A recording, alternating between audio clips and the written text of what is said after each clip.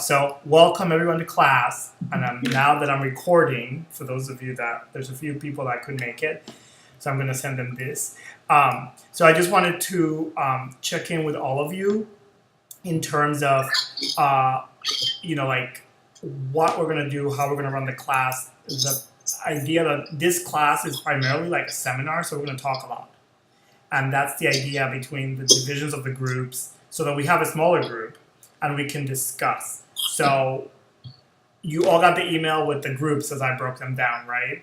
With the dates and the time. So whatever group you're in, that's when we'll meet on this platform, on Google Hangout. The other group will engage on the Slack discussion once the video goes up. So what I'll do is I'm going to record this discussion and then I upload it to Blackboard and to Slack, and then by Sunday of that week, by midnight, those of you that have not discussed on Google Hangout, you can chime into the discussion. And again, the discussions can be as robust as possible. They're your reaction to the readings. You have sets of readings, but that doesn't mean that we're going to discuss every single reading. Just be aware of that, because some of you, I'm interested in seeing what readings you all react to. So think about that as you're reading. So it's not just me telling you. It's less interesting for me to tell you what you should think than for you to start thinking how, particularly like design history and design theory, sort of coalesces into what you're thinking of doing. So keep that in mind as you're reading. Like, you can disagree, you can agree, you can bring additional points, additional references. That's totally all open. And we're primarily going to engage, you guys got the books, right? This little guy is going to break your heads open, just to warn you. If some of you have encountered it, you're only reading the introduction for this week. But when we get to this book will make all of this stuff feel like, oh, what were we doing? Because I'm really interested in terms of, for you to start thinking, like, when you talk about graphic design, what do you mean? And how does this feel relate to the world outside, aside from making logos and posters and websites? Who cares, right? Like, how does what we do really have an effect on the outside and people engaging with our work? Does that make sense? Yeah. So let's see. So the first week, I'm just looking at a Blackboard right now, just to get a sense. Just again, we're going to be discussing a lot. The 3 projects you're doing. The first project is the history project, which is a collaborative, and it's literally, some of you probably saw that Google Doc. That's going to be where you're going to be doing all the project. It's the collaborative history of design history as it pertains to our class, right? The second one is a theory project for you to engage your theory, and then the third one is your final project, which is going to be literally you hypothetically creating, or not hypothetically, because some of you are about to graduate, where your practice is, what do you think you're going to be doing, and trying to give it a shape and mold it and present that. So, if you have any questions or anything, feel free to reach out to me, email me, say, Ramon, I need to chat, or Ramon, I have a question. No question is stupid, so don't think about that, okay? Even in the discussions. This week, I think this week we have a lot of readings. A lot of the readings are not really long. Let's just be honest about that. So a lot of design theory and history you can read in tidbits. And I also included a lot of resources that you can utilize to sort of be secondary support to what you're reading. So for example, this week there's a resource folder with a lot of timelines for you to start thinking, oh, okay, I see those particular points in the history of design. Also, there's discussion questions every week that I post, and some of those may change because when I wrote them, I was like, I don't know. I'm actually interested in seeing where you all take the discussion and letting the discussion sort of guide that. So when we go to Slack, the idea of Slack is that it's this continuous conversation. It doesn't stop. So some weeks, like 3 weeks from now, one of you may reference something we talked about the first discussion, and that's totally fine. So you start to make links in terms of the history and the theory and how all of this has sort of coalesced into a field that we call graphic design. Does that make sense? So the conversation doesn't stop. The conversation keeps going all semester long. And I'm actually going to take the Slack and turn it into a book at the end. So I'm going to export the whole thing and like actually bind it. So it would be like, I don't know, I put an exquisite corpse model. I don't know if any of you have worked with the idea of an exquisite corpse.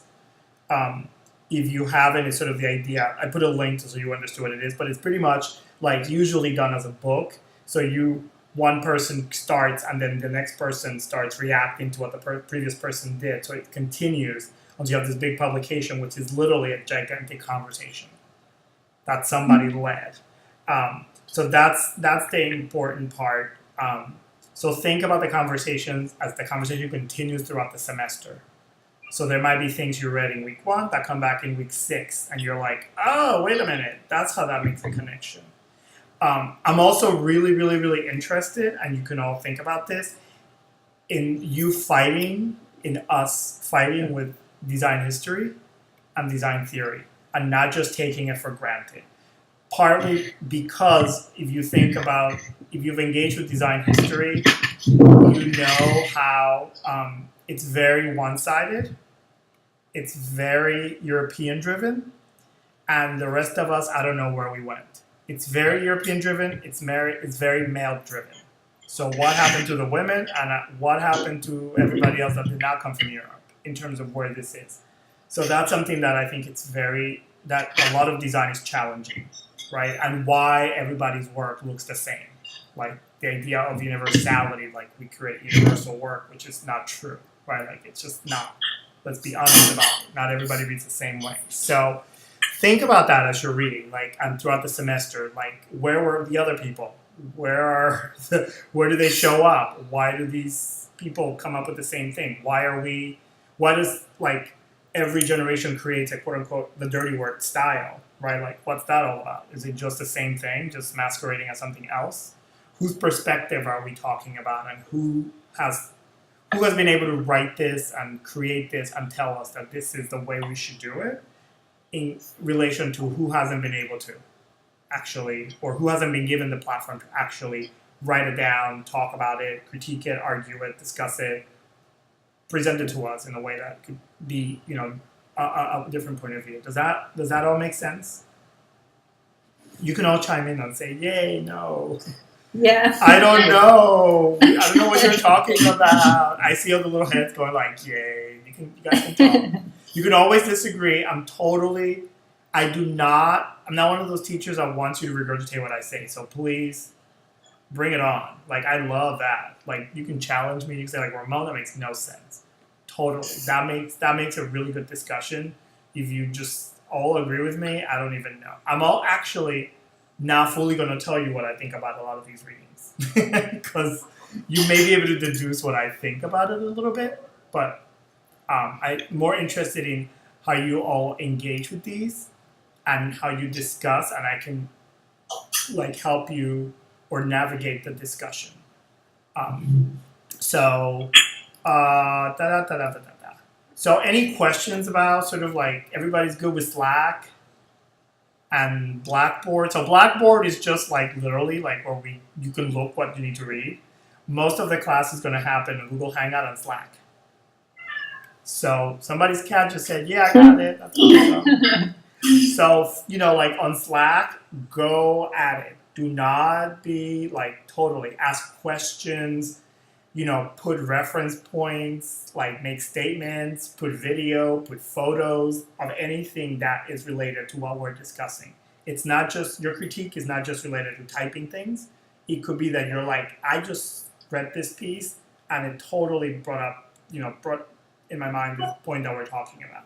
So it's not just about typing. Keep that in mind. You can react to things in many different ways. Great. So, sorry, go ahead. Are we able to set up different channels and things in Slack if it's appropriate to kind of guide conversation or something of an insider? So the way I'm thinking about it right now is that we have one main one, which is the reading and discussions, and then there was the introductions, which we're sort of leaving behind. But if it gets to the point where you all say, let's do another channel, we can do it. I'm totally open. Okay.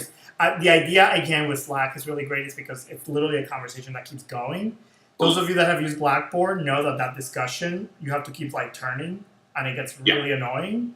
So that's what we're trying to get rid of. We're trying to let's keep the conversation going and see what comes up and see how people react.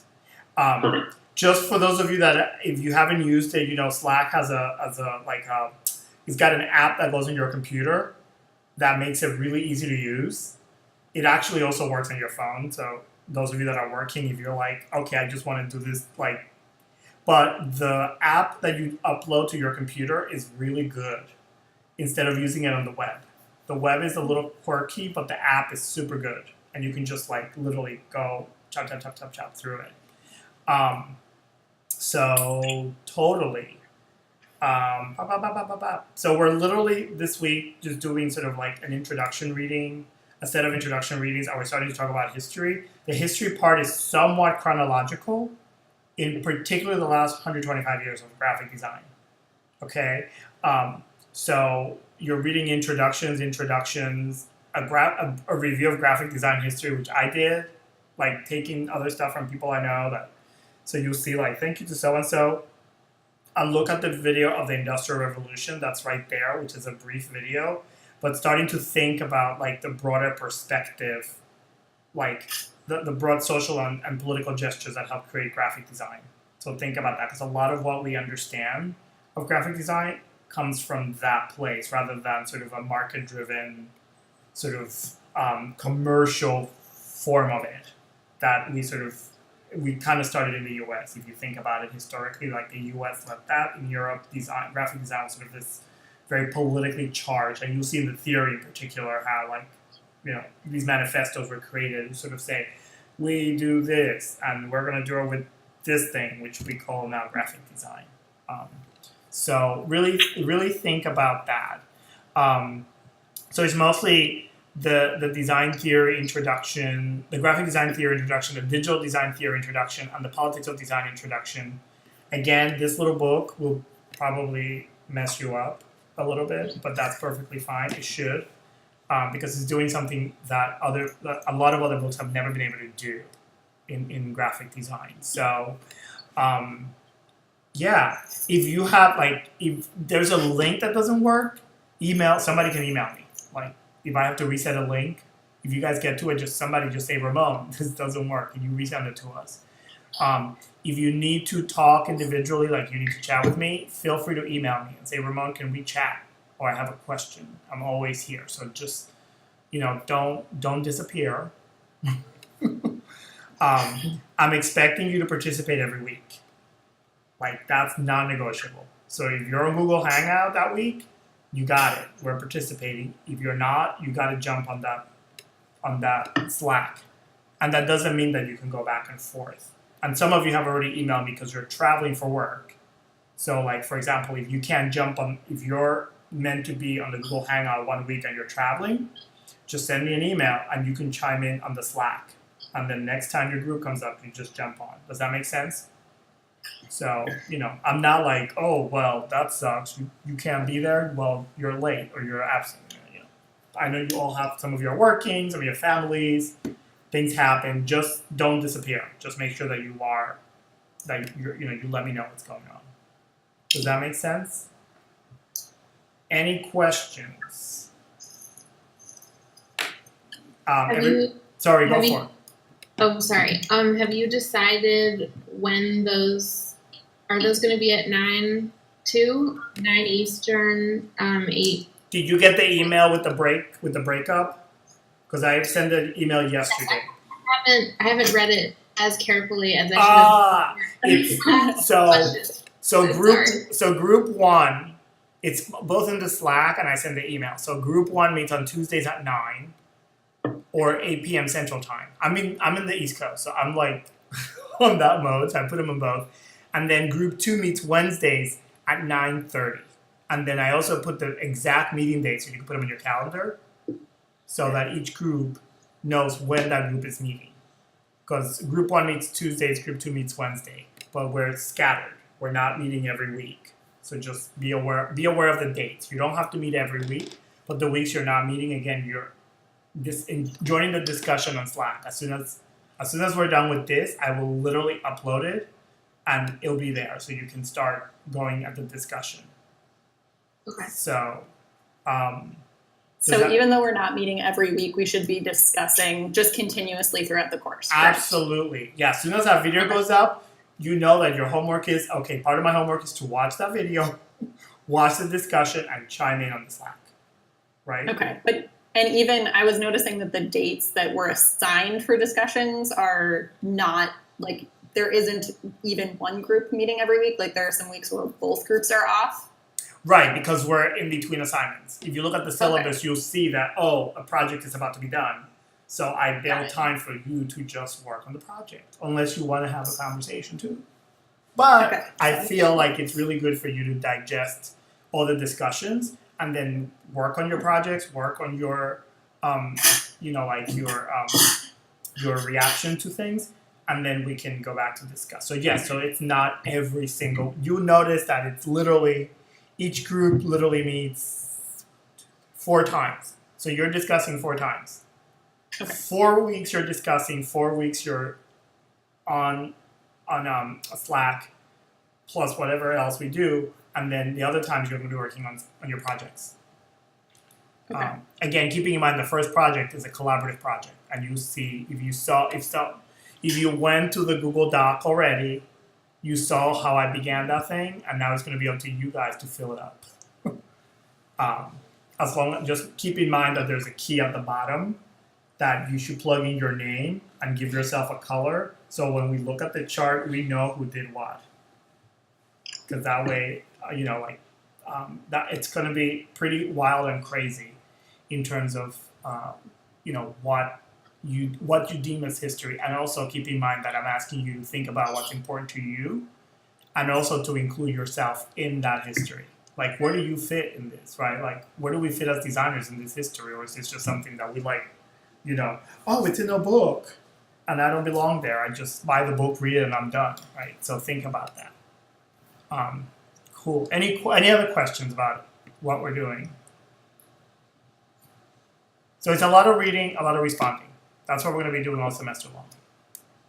And discussing to start to think, like, again, where does what you see you want to do when you're done with this program, where do you fit there? Those of you that are just started, this is great, because now you can look at it one way, because you're just beginning, so you can start thinking about, well, how does this decompress your ideas about what design is or what graphic design is. Those of you that are graduating can start really thinking about, wait a minute, where do I fit here again? I think that's a really important question to start thinking about for everybody. It's like, where do you see yourself? Where do you see your practice going as a designer? So, questions? Somebody else have anything? I like all these faces that are like looking at me like, this is hilarious. So cool. Well, if you guys have no questions, so we can be done for tonight. This is just like a little introduction. You have some homework to do. And what will happen is that I will see next Tuesday, I will see group 1 at 9 p.m., 8 p.m. Central Time. And be prepared for the fact that we're going to talk probably between 30 to 45 minutes. So write down questions you have. Do you all order these books? Right? Did I send you the PDF of this one in case you don't get this one?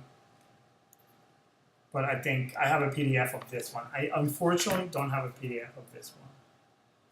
But in case some of you have not gotten the book, or you want to be cheap, which I don't care if you do, you can return it. I'll send you the PDF of this whole book. Got it? So you only have to buy these 2. I didn't want to put that down there, but I'll send it to you guys tonight so you have the PDF. Cool? Thanks. Of course, of course. The idea is that you don't spend tons of money, but you gotta promise me you're gonna discuss a lot. How's that? So Deal. awesome deal. All right, well, you all have a good night. Again, if you have any questions, email me. I'm also totally open to doing Google Hangouts. As you'll see in the syllabus later on, we'll do drop-in critiques, which means I'll be here on Google Hangout and you just drop in whenever you want, and we can talk about the projects or on what you're doing. So that's really good. Cool. All right. Well, so you all have a good night, and I will talk to Group 1 next Tuesday, and then Group 2 I'll see live and in Technicolor the 9/12 Wednesday in 2 weeks from now. All right. Awesome. Great. Well, thank you all. Have a good night. You too. Thanks. All right. Good night. Good night.